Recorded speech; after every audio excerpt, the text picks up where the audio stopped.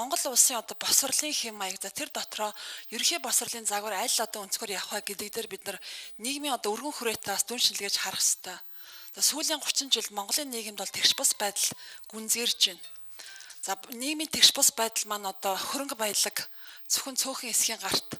За тэр дундаа энэ одоо баялагын хуваарлт маань даамжраад одоо босрлын салбарт бас орж ирсэн байгаа.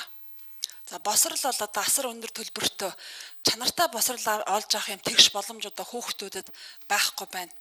За энэ нөхцөлд одоо Монголын төр хүртээмжтэй босрал буюу нийтийн босралыг дэмжих ёстой. За энэ утгаараа одоо миний хувьд бол энэ олон улсын босрлын за зөвхөн Кембриж биш аль нэг одоо хөтөлбөрийг нутагшуулах.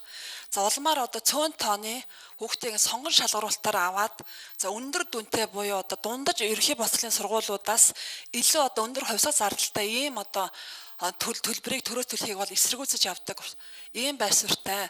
За энэ асуудлыг бид өнгөрсөн одоо намрын чуулган дээрээс манай босрлын байнгын орны за ундрам гишүүн битээрээс тодорхой асуулт дэвшүүлэн удаа дараагийн хилцүүлгүүд хийсэн. За ингээд харахаар бол төрийн эмчийн сургуулиуд маань үндсэндээ бол байгалийн ухаан болон англи хэл за тэр дотор ялангуяа англиний сургалтаар бол нэлээд юм онооны одоо доогуур байдалтай.